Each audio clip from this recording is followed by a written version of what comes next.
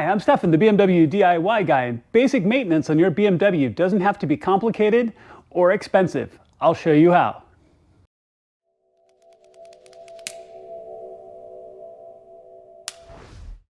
All right, y'all, so the project today is going to be changing the cabin air filter in a BMW X1, which is going to be very similar to the Mini Cooper as well.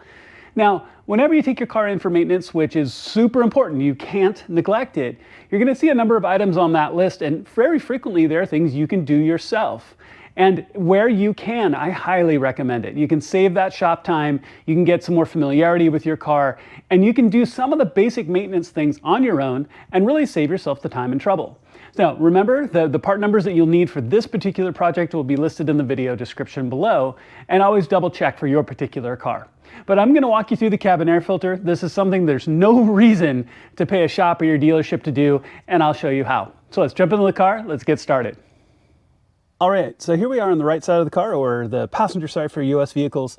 And you know, ironically enough, the camera angles on this are going to be harder than the job itself. So the very first thing you're going to want to do is take down this upper kick plate. And I pulled it down already partially because I wanted you to see where the bolts sit.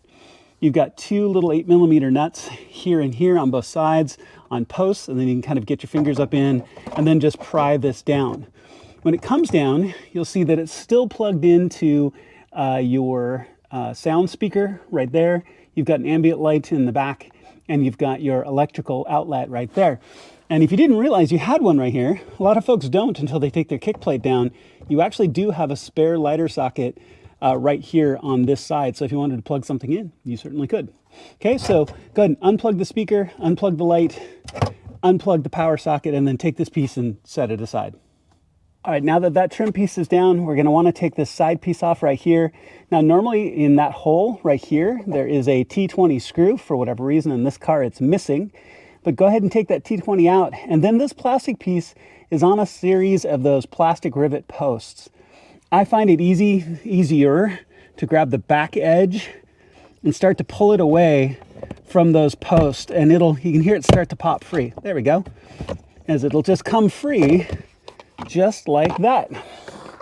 All right, so now let me rearrange my camera angle a little bit so you can see where we're going to take down the filter. All right, so I want to lay out the new filters to show you what we're looking at up here, tucked back in the center console. So in your box, you're going to have two of these filters. They're also marked with airflow, so when we pull the old ones out, make sure to check which direction your airflow is going. So you have a top filter that's stacked behind this door like this, that will come straight out, and then there's a bottom one that's going to come up and then back out.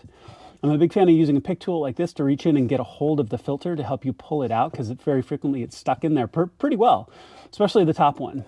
Now, when you look back here, you'll see there's a little door right here that I've got flipped open.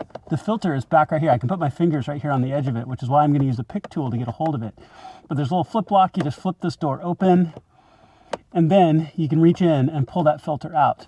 Okay, so let me get them both out. I'll show you what that looks like. And again, note what direction airflow is on your existing filters when you pull them out. All right, so here's the top air filter. Now in this case, there's only one airflow arrow on it, and it's pointed this direction. So from the front of the car to the back of the car. So when you look at the new ones, you can tell the orientation as well. Front of the car, back of the car. That's how this would go in its place. You can see this one's pretty scrungy. Definitely time for this to come out. And it's obviously been in there a while. I suspect this is the original filter from when the car was built. All right, so now I need to get the bottom one in, which you can see the very top of when you look up in there. So you're going to pick it up and out the same path. All right, so both filters are out and both are in the correct orientation. Both are really scrungy. So you're just going on to take the new one. And again, they're both the same, so it doesn't matter which one you put on top and bottom.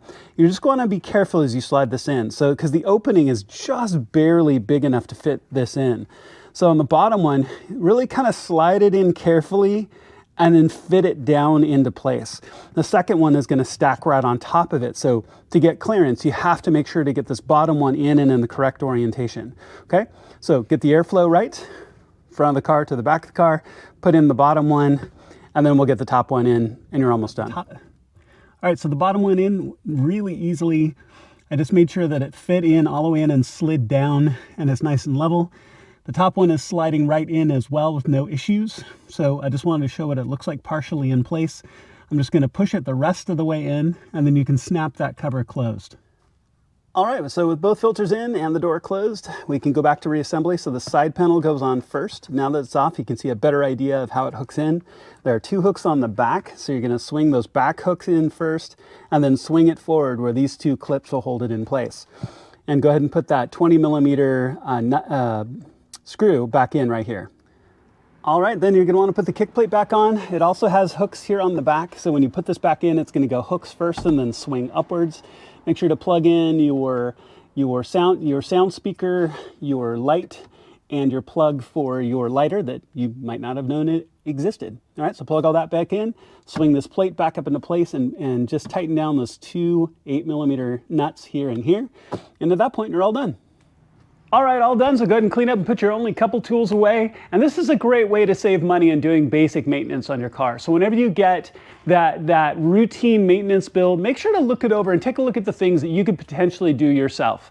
That way, you get a sense of being able to work on your own car, save a little bit of money, and that's a great thing. Thank you so much for watching. Please make sure to click like and subscribe. It makes a genuine difference to my channel, and I would truly appreciate it. I'll see you on my next project.